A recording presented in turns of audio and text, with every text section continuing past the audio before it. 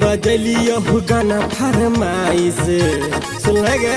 DJ बजलियो गाना फरमाइश अब नहीं छोड़ी तो हंस छोड़ी नाच नाच नाता करबो ढोड़िए में बात। छोड़ी नाच नाच नाता करबो ढोड़िए में बात। हट साला।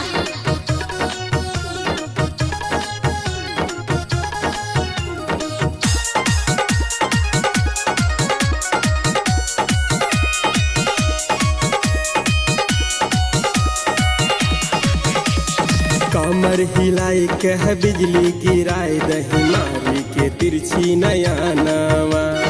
अखिया से सबके है निंदिया उड़ाए दही की खाए के गोरे जुबानावा। सकल ना सूरत तमन्ना अंगूर के।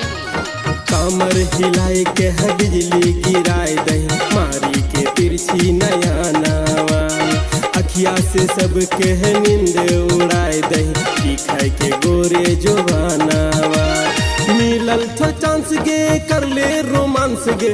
मिलल छो चांस गे कर ले रोमांस गे। चढ़ाई दही खरमास छोड़ी नाच नाच नाता करबो ढोड़िए में बात। छोड़ी नाच नाच नाता करबो ढोड़िए में बात।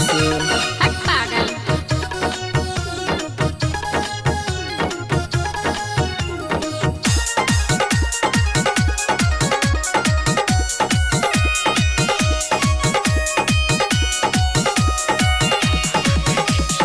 लाइट जरई छौ भुक भुक गे छौड़िया में लागे छौ दिन गे।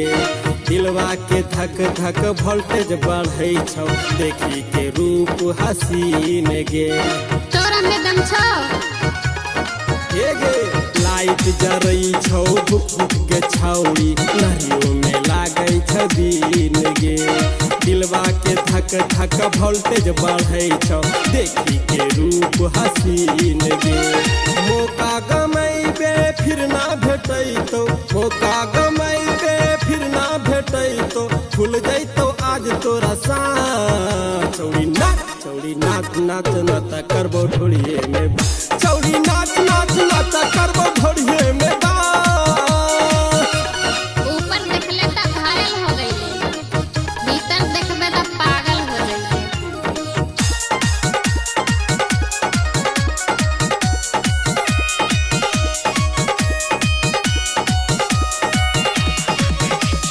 पालन कुमार गोपाल साजन संडलिया चुसले तो उठवा के लाली। पंचानंद प्रकाश अजीत हर दे तो चोली तर जाली। अच्छा पालन कुमार गोपाल साजन संडलिया चुसले तो उठवा के लाली। पंचानंद प्रकाश अजीत हर दे तो चोली तर जाली। करबे जे हट के दे तो पटक गे। करबे जे हट गे दे तो पटक गे। कर तो जवानी सत्यानाश। छोड़ी नाच नाच नाता कर तो ढोड़िए में बात। छोड़ी नाच नाच नाता कर